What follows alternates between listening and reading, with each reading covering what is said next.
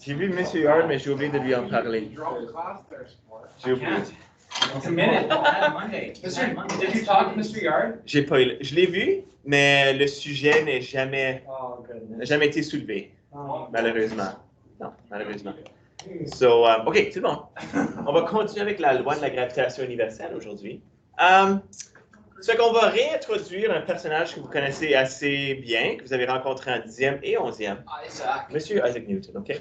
Qui a fait beaucoup de contributions aux mathématiques et à la physique. Donc, son nom a tendance à revenir dans les cours. OK? À l'université, si vous faites des cours en optique, vous allez entendre parler de son nom également. Si vous faites des cours de calcul, son nom va revenir également. C'est juste quelqu'un qui a fait beaucoup de contributions à la science, surtout aux sciences physiques. Okay? Donc, vous connaissez la légende avec Newton assis sous un arbre, puis la pomme est tombée sur sa tête. Je ne sais pas si vous avez déjà entendu cette petite légende-là, mais est-ce qu'elle est vraie ou non? Probablement que non, mais selon la légende, Newton serait assis sous un arbre, sous un pommier, une pomme serait tombée sur sa tête, puis il se serait posé la question à ce moment-là, est-ce que la force qui attire la pomme et qui l'a fait tomber sur ma tête est la même force qui maintient la Lune en orbite autour de la Terre? Okay. Peut-être que oui, peut-être que non. Est-ce que la force de la gravité s'étend jusqu'à l'infini? Savez-vous que la réponse est oui? Il y a une formule qu'on va utiliser qui est applicable pour calculer la force gravitationnelle entre n'importe quelles deux masses séparées par une distance r. Okay? Maintenant, ce qu'on fait dans les cours de physique au secondaire, c'est de la physique classique. D'accord? On ne rentre pas en physique moderne, parce que qu'est-ce que Einstein a dit au sujet de la gravité en physique moderne? C'est pas une force. Okay? C'est pas une force. Si on prend le portrait, si on regarde la physique d'un point de vue classique, on peut traiter la force, la gravité comme étant une force. Pas de problème. Mais si on rentre dans d'autres parties de la physique moderne, la mécanique quantique, il faut qu'on traite la gravité comme étant la déformation de l'espace-temps causée par une masse. D'accord? Monsieur, Allô? dans la gravité à l'université, avec les choses à l'université, qu'est-ce qu'on utilisera au lieu? Ça dépend de quel cours tu suis. Si tu fais un cours de mécanique, ça va être ça ici. Si tu fais un cours de physique moderne ou wave mechanics, des choses de même, ça va prendre l'autre point de vue. OK? So, ça dépend dans quel contexte. Parce que les calculs qu'on fait à partir de cette formule ici sont parfaitement acceptables dans une bonne partie des cas de la physique. Et on seulement, nous sommes seulement enseignés celui-ci parce que il y a les mathématiques et c'est bon de donner les enfants les mathématiques. Non, parce qu'on parle, nous autres, de la physique classique en général, ce qui a été découvert il y a 400 ans. Le stuff plus moderne ne fait pas partie du curriculum. Le stuff plus moderne aussi implique du calcul, calculus, donc c'est pas quelque chose qu'on va faire avec les élèves de 11e et 12e année. Okay. Même à l'université, il y a des cours de physique qui sont faits à base de calcul, d'autres qui sont faits où il n'y a pas de calcul. Tu vas voir ça peut-être si tu fais de la physique à l'université. OK. Sur la loi de la gravitation universelle, la formule que Newton aurait dérivée pour calculer la force gravitationnelle entre n'importe quelle deux masses il aurait premièrement déterminé que la force gravitationnelle est proportionnelle au produit des masses et inversement proportionnelle au carré de la distance qui les sépare. Voulant dire, par exemple, que si on doublait la distance entre n'importe quelle deux masses, qu'est-ce qui arriverait à la force gravitationnelle entre ces deux masses-là? Elle serait 4 fois plus petite. Ça veut dire essentiellement que au fur et à mesure que deux objets se séparent, la force gravitationnelle diminue rapidement. Elle diminue rapidement à cause de ce R carré. C'est une relation de proportionnalité qui devient une équation en introduisant une constante. Et la constante gravitationnelle, la voici, grand G. OK? Big G. D'accord? Grand G. Et sa valeur, tout le monde, est 6,67 fois 10 à la moins 11 newton. Ça, c'est un numéro que vous allez appuyer les boutons là, de ce numéro-là souvent. OK? Si vous avez la capacité de... C'est d'ailleurs, toi, tu aimes ça avec ta calculatrice. Si tu as la capacité de prendre des valeurs constantes, de les programmer pour être capable de les repérer facilement, ça en est une que tu vas vouloir programmer. OK? Parce qu'on va l'utiliser tout le long pour les prochains 1, 2, 3 sujets jusqu'à la fin de l'unité. OK? un champ gravitationnel existe dans l'espace qui entoure un objet et une force d'attraction est exercée sur n'importe quelle masse qui se trouve dans ce champ. Plus les masses M1 et M2 des objets sont grandes, plus forte est la force d'attraction. Cependant, plus la distance qui sépare les objets R est grande, moins grande est la force d'attraction, à cause de cette relation inverse. Okay. Universal gravity. That's what it says, big G. C'est ça, gros G. OK? So, oui, FG est proportionnel au produit des masses. Voulant dire que si tu es plus massif que tu es, plus de gravité tu exerces. Alors, si tu veux inventer, comme par exemple, tu sais, les Your Mama jokes, Your Mama so fat. Si tu voulais, tu pourrais dire Your Mama so fat, she has a G field around her. Quelque chose comme ça. Tu sais, comme ça pourrait être un. C'est comme si tu voulais avoir comme un genre de Your Mama joke, un niveau un peu plus élevé que ce qu'on entend dans la rue. Voilà. OK? Prenez ça en note. OK? So, alors, ici, on a l'expérience de Cavendish qui a contribué à ce que Newton a découvert et qui nous a permis de trouver la masse de la Terre. Tout le monde. Ça, c'est une autre constante qu'on va beaucoup utiliser dans cette unité ici, la masse de la Terre. Est-ce que vous savez c'est quoi votre masse en kilogrammes environ? Nous sommes les Américains. 50 à, je vais dire, entre 50 et 100 kilogrammes. Ça, c'est votre masse. OK? J'estime, entre 50 et 100-ish kilogrammes. La masse de la Terre, vous allez voir, ça, c'est comme 5 à la 1 fois 10 à la 1, 1 fois 10 à la 2. La masse de la Terre est sur l'ordre de 10 à la 24 kilogrammes. OK? Donc, beaucoup, très, très massif. Ça, c'est l'expérience de fait que j'ai faite à l'université, l'expérience de Cavendish. Et on l'a reproduite dans le laboratoire. En 1798, un physicien anglais appelé M. Cavendish a mesuré la masse de la Terre. Il a accompli ceci puisqu'il a découvert la grandeur de la constante G. Je ne vais pas vous demander de répéter ça ici, OK? Je vais juste vous montrer d'où c'est venu. Cette constante est très petite et l'expérience nécessaire à la mesurer est très délicate. Je me souviens, nous autres, quand on a fait l'expérience à UVM, on ne pouvait même pas marcher dans la salle parce que ça allait déranger l'appareil, okay? Influencer négativement l'appareil et produire des données fausses. Okay? Ça fait qu'on laissait l'appareil, il ne fallait pas bouger parce que même comme le fait qu'on bougeait, là, allait causer des vibrations qui allaient déranger le matériel. Afin d'effectuer l'expérience de Cavendish, voici ce qu'on fait. Pas besoin de répéter ça ici. Tu mets des masses. Qu'est-ce qu'on avait? On avait un miroir qui pendait. On avait mis des masses sur. Puis j'oublie ça ici maintenant. On avait mis des masses sur deux branches comme ça ici. Une force gravitationnelle attire les deux masses ici. OK? Puis, je me souviens, la tige, elle avait fait une rotation. On avait un laser qui était pointé à un miroir. OK? Ah oui! Deux grosses masses et deux petites masses. Puis, la force d'attraction entre ces masses ici causait notre miroir à tourner. C'était tellement délicat et tellement sensible, comme je dis, on ne peut pas être dans la salle. Un laser pointé à un miroir apparaissait sur un écran. Puis, on pouvait constater que, en approchant ces masses-là, le miroir allait faire une petite rotation, puis on pouvait détecter le mouvement de cette réflexion ici sur un écran. OK? Puis, c'est en utilisant ça, il faut mesurer la masse de la Terre. Là, on peut vous montrer comment il est arrivé à faire ça. On peut mesurer la masse de la Terre. Il a mis mg, le poids, est égal à g, m1, m2 sur r au carré. OK? Il a enlevé une des masses, qui serait la masse d'une petite boule, puis il est arrivé à un numéro pour mesurer la masse de la Terre. Bravo pour M. Cavendish. OK? 5,98 fois 10 à la 24, qui en est une que vous allez beaucoup utiliser. Une autre constante que vous allez beaucoup utiliser. So, Daniel, mets ça dans ta calculatrice. OK? Earth. Masse de la Terre. OK?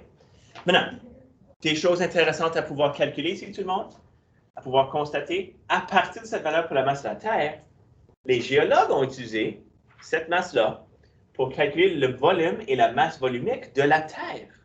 Alors, regardez un fait intéressant qui découle de cette découverte.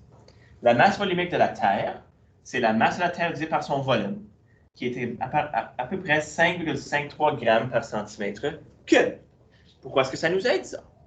Bien, près de la surface de la Terre, les roches les plus denses, comme le granit, ont une masse volumique d'environ 3 grammes par centimètre cube. OK? Puis ça, ici, ça serait comme une valeur, une moyenne pour la Terre, n'est-ce pas? Donc, si près de la surface de la Terre, celles qu'on retrouve ont une masse volumique de ça ici, qu'est-ce que ça veut vouloir dire de ce qu'on retrouvait au centre de la Terre? Ça serait plus massif, ça serait plus dense, OK? Alors, ceci voudrait dire que l'intérieur de la Terre a une masse volumique beaucoup plus grande. Et de fait, la masse volumique du noyau terrestre serait d'environ 15 grammes par centimètre cube. Donc, les découvertes qu'on a faites en physique ont pu ensuite aller puis faire des contributions à la géophysique, par exemple. Continuons, allons plus loin. Le même calcul pour la Lune nous donne une masse volumique d'environ 3,33 grammes par centimètre cube, soit un petit peu plus dense qu'à la Terre, ce qui correspond de très près à la masse volumique des roches lunaires rapportées à la Terre. Donc, on pourrait conclure que la Lune est probablement d'une composition plutôt uniforme. Les roches qu'on trouve à la surface auraient la même valeur que les roches qu'on retrouverait au centre. OK? Qui est intéressant. Est-ce que vous avez vu que Elon Musk va être sur Saturday Night Live? Pour tous ceux qui aiment Elon Musk, là. Parce que vous autres, les jeunes personnes, vous parlez beaucoup de lui. Il va être le guest host à SNL le 8 mai. Ça pourrait être intéressant. OK. Les satellites, maintenant. Un satellite en orbite circulaire autour de la Terre représente un mouvement simple qu'on peut étudier. Lorsqu'un satellite est mis en orbite autour de la Terre, seule la force gravitationnelle de la Terre agit sur lui pour le faire tourner. OK?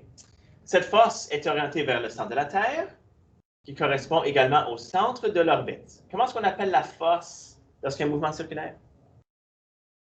Tangentielle.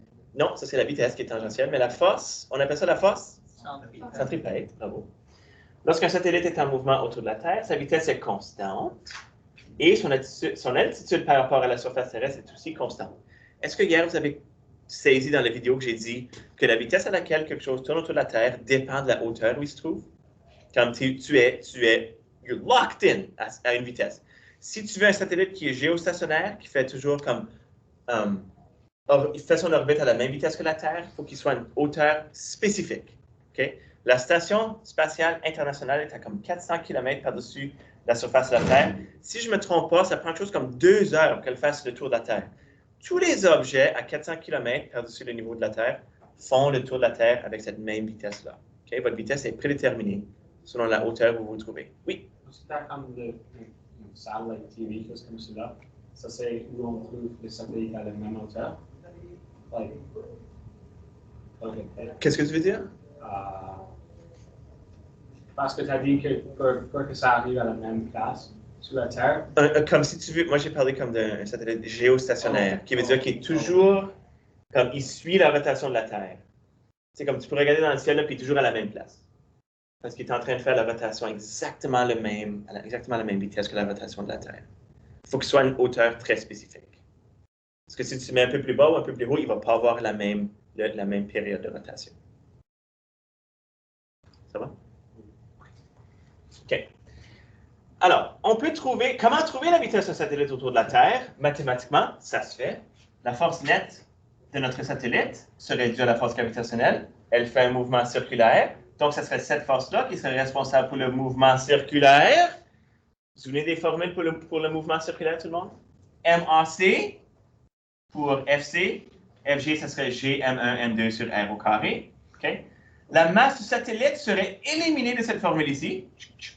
OK? Ouais, on peut le faire ici aussi. Donc, dans cette équation ici, si on remplace AC par V au carré sur R, okay, on peut éliminer les choses, éliminer des M, 1, R, isolons V, tout le monde. Qu'est-ce qu'on obtient pour la vitesse d'un satellite qui fait le tour de la Terre? Ça dépend de quoi? La valeur de G, une constante. La masse de la Terre, une constante. La seule variable, c'est le rayon. Comme j'ai dit, là où le satellite se trouve par-dessus la Terre. OK? Alors, faisons des exemples qui vont utiliser ces formules-là. Il y en a 4. OK? Je vais arrêter mon projecteur, je vais le fermer, puis je vais faire des exemples avec vous au tableau. OK. Avec la loi de la gravitation universelle. Here we go. Exemple 1. Quelle est la force gravitationnelle qui attire une pomme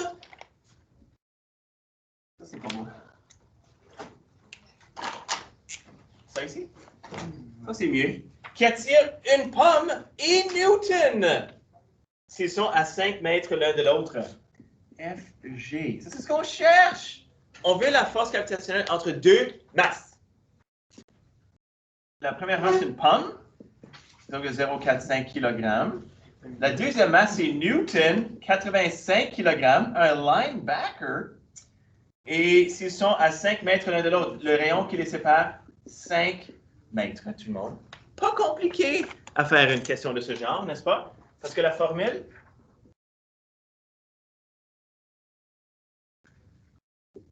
la voici. Et la variable qu'on cherche est déjà isolée. So, vous allez remarquer dans cette unité ici là, que écrire les équations, des fois, c'est long. Parce qu'il y a des chiffres qui sont longs. 0,045 fois 85 sur 5 au carré. C'est facile de faire des erreurs en appuyant les boutons, OK, tout le monde? Donc, allez-y lentement. 16,67 fois 10 à la moins 11 fois 0,045 fois 85 divisé par 25 égale FG 1,02 fois 10 à la moins 11 Newton. D'après vous, est-ce que c'est un grand numéro ou un petit numéro? C'est petit, ça. Tu sais, quand on a parlé de la théorie de la grande unification, d'essayer de prendre les 4 forces fondamentales de la nature, est-ce que vous vous souvenez des 4 forces fondamentales de la nature? Oh boy. Nucléaire faible. Nucléaire fort. Gravité. Électromagnétique. Ça, c'est les 4. Puis dans ces 4 forces-là, oh, il y en avait une 5e aussi. C'est l'amour. N'est-ce pas? N'est-ce pas? C'est l'amour. Okay. 5e force fondamentale. Pas officiellement une force. Mais ça l'est. As-tu déjà vu le Fifth Element? J'ai pas vu The Fifth Element. Est-ce que j'ai vu The Fifth Element? C'est possible. Avec Bruce Willis? Je l'ai vu, mais ça fait peut-être longtemps que je n'ai jamais mature. C'est bon? Le 5e élément est l'amour. Oh, c'est vrai? OK. OK. Mais oui, dans cette discussion-là de réunir les 4 forces fondamentales de la nature avec un ensemble d'équations mathématiques, la force la plus problématique, c'est la gravité parce qu'elle est juste tellement faible comparée aux autres. OK? Puis voici, la constante gravitationnelle est très petite. Puis quand on calcule les forces près de la Terre, elles sont toutes très petites, entre n'importe quels deux objets. Elles sont toutes très petites. OK? Question 2. Deux statues identiques situées à 4 mètres l'une de l'autre s'attirent avec une force de FG qui est égale à 3,42 fois 10 à la moins 7 mètres. Maintenant, tout le monde, n'oubliez pas, la force gravitationnelle, elle est différente de la force électromagnétique qui peut être attractive ou répulsive. La force gravitationnelle est toujours attractive. Comme... Non. Harry Styles? Harry Styles? Boy band, guys? Harry Styles? Not much of One Direction, yeah, himself. J'ai appris hier, en jouant à Trivia, que One Direction a 5 personnes dedans. Niall, Zayn, Harry, Louis, Liam? Louis? I believe that's right. J'ai appris quelque chose hier. M. On cherche M. M. F, G. Oh, merci. Merci. J'avais mis maître là. Merci. G, M1, M2 sur R au carré. On cherche M. Je pensais toi One Direction. On cherche M. Seems we have to isolate it. Oh, OK. So, M1, M2 égale FG, R au carré, sur grand G. Mais je cherche M. Quel M? M1 ou M2? Ils sont identiques.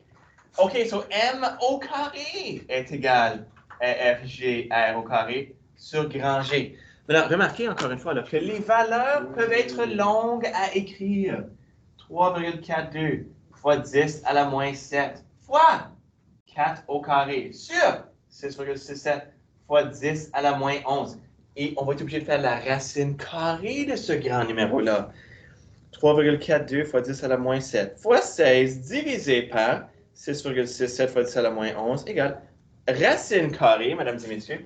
M est égal à 286,4 kg. Alors, c'est des statues qui sont assez massives. Alors, regardez tout le monde, deux statues massives, 286 kg chaque, ça c'est pas mal lourd. Ça tire avec juste une petite force minuscule de 3,42 fois 10 à la moins 5 newtons. OK? 3,42 fois 10 à la moins 5. Minuscule. Je vais aller chercher un marqueur qui est écrit.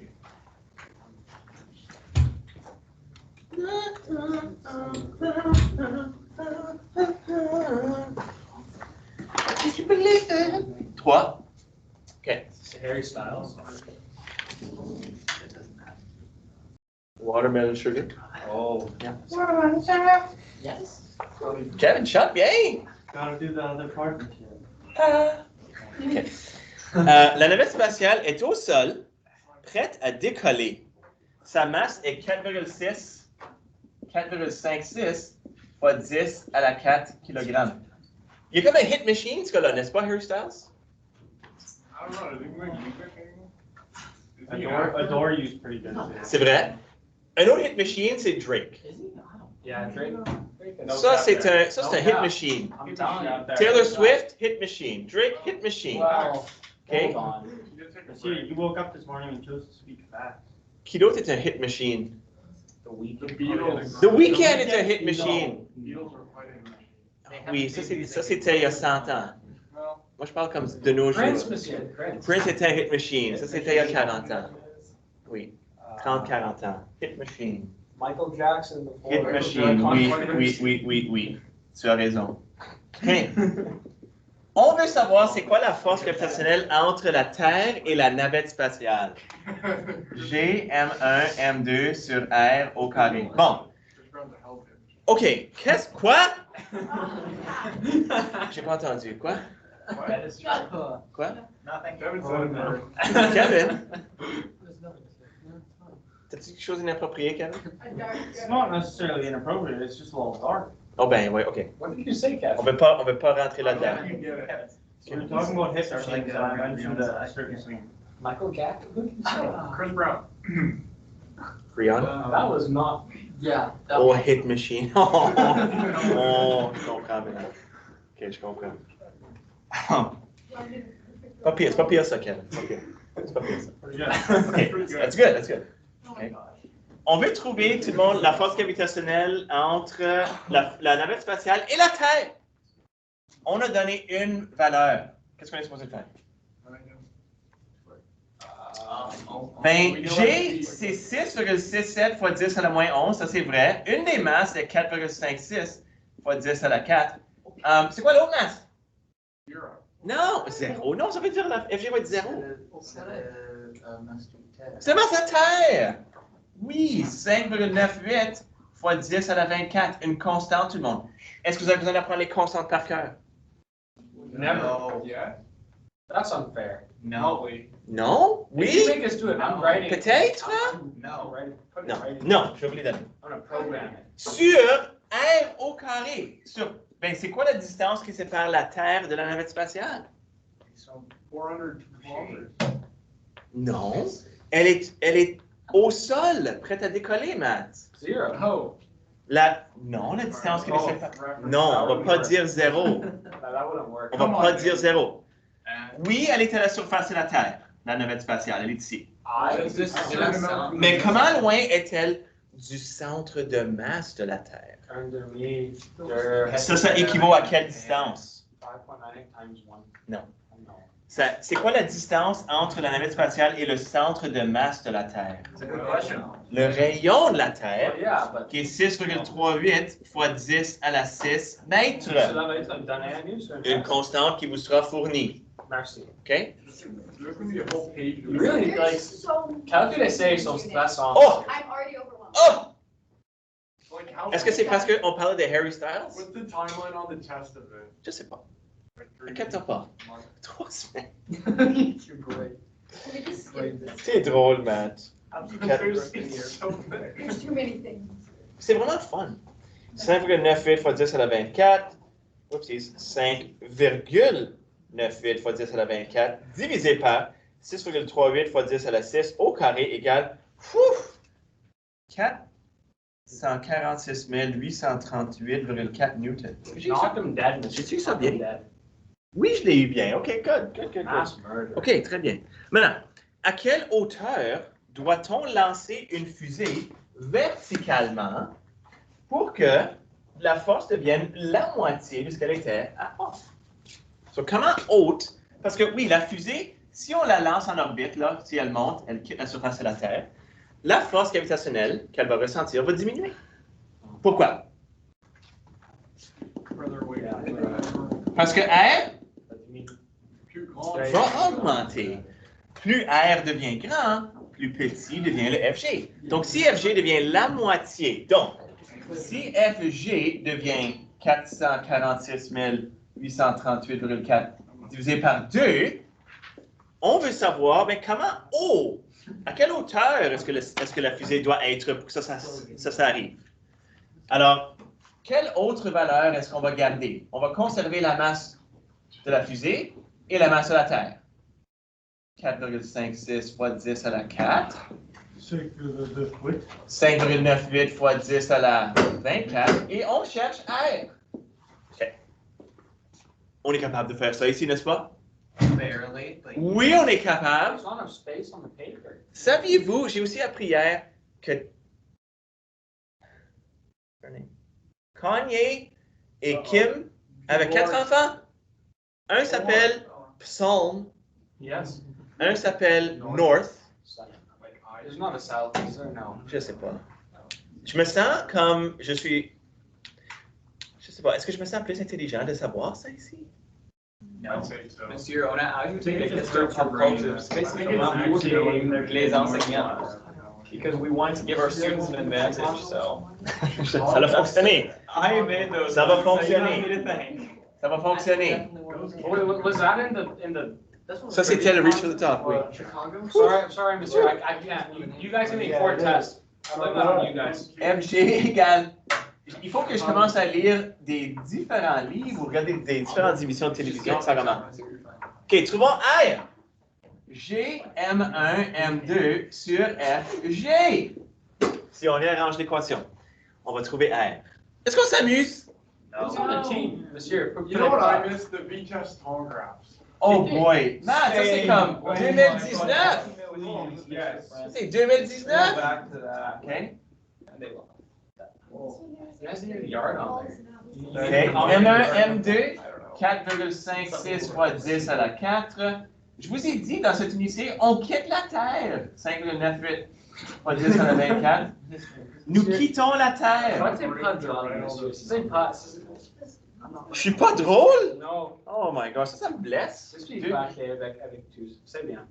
C'est alright. T'es juste fâché. Tu es amer, c'est ça? Oui. Yeah, no, you're turning into me. Oh non! Grumps. Fois 4,56 fois 10 à la 4 fois 5,98 fois 10 à la 24 égale, divisé par 2, 2, 3, 4, 1, 9,2 égale, racine carrée égale 9 22 682,7 mètres. Wow! 9 millions de mètres! Pensez-y. Notre fusée, pour que la force gravitationnelle qu'elle ressent devienne la moitié de ce que c'est à la surface de la Terre, doit se trouver à 9 millions de mètres de la surface terrestre. Non, excusez, c'est pas de la surface terrestre. C'est le centre. Du centre de la Terre. Donc, si on veut la hauteur par rapport à la surface terrestre, qu'est-ce qu'on a besoin de faire? Moins le rayon de la Terre. Bravo. So, 9, 0, 2, 2, 6, 8, 2,7. Moins 6,38 fois 10 à la 6. This has gone down my entire page. Oh, no. Ça veut dire que tu t'amuses. 2, 6,42, 6,82,7 mètres, tout le monde. Ça, c'est, si on le veut en kilomètres, 2642,7 kilomètres. Okay? Ça, c'est loin.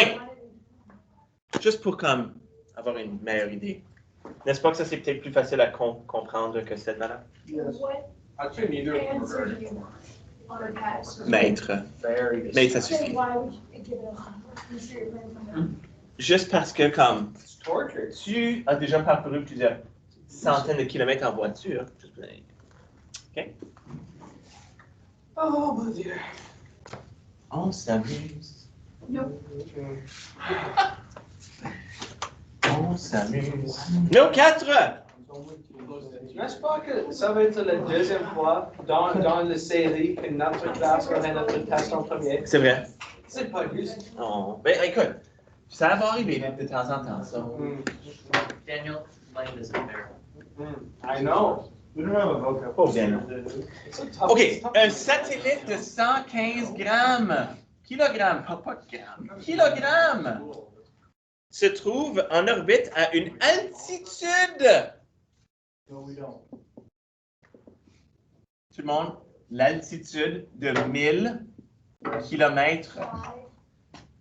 Comment loin est-ce que ça, c'est du centre de son orbite? Comment est-ce qu'on va trouver R?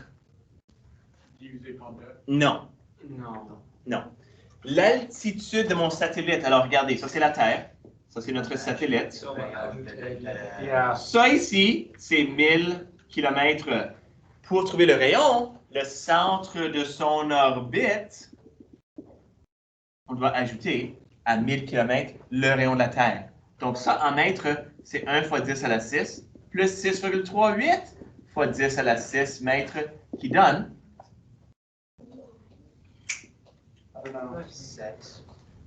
7,38 fois 10 à la 6 mètres. Bravo, Chris. It's the same exponent. OK. Guys, un peu de mouvement circulaire. C'est le fun, ça, ici. Un peu de mouvement circulaire. Trouve sa vitesse de révolution autour de la Terre. OK, ça, juste pensez-y, là. OK, pensez-y. Plus que des numéros sur une feuille de papier. On place un satellite à 1000 km par-dessus la surface de la Terre. 1000 km, ça, c'est loin. Ça, c'est loin. 1000 km. Sa vitesse de révolution autour de la Terre, on va utiliser des équations du mouvement circulaire. 2πr sur t. Comment est-ce qu'on va faire ça ici? Alex. Who's texting you? Stockbroker. Jesus Christ. He must be selling it. Oh, no, it's all just it's Instagram. Yes, sir, if you're stumped, this is a problem. Non. On va le trouver. You? It's just Instagram. Bro, he sold like Do we have to say? all his shares. Ben, on donne la masse. It's like his stockbroker is like, please phone me. That's, you change the Burning. Ah! Non, on a une autre équation pour faire ça ici, tout le monde. On a la formule au bas de la page 6. It's the altitude, so. I don't know what that is. Okay. Like, you On know, l'a. if you're in a plane, it says like altitude or whatever. That's just Sure, higher yeah, above yeah. the- FC égale Mac. Excuse, non, ça c'est pas que je m'en allais dans cette direction-là. Là.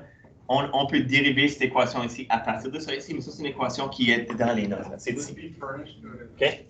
Elle va être fournie. Furnished, oui. Ça c'est awesome. This is. Elle va être furnished. It's coming down. Je vais mettre des meubles sur mon test.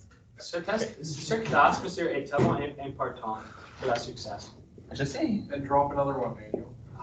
5,98 fois 10 à la 24 sur notre rayon qui est 7,38 fois 10 à la 6.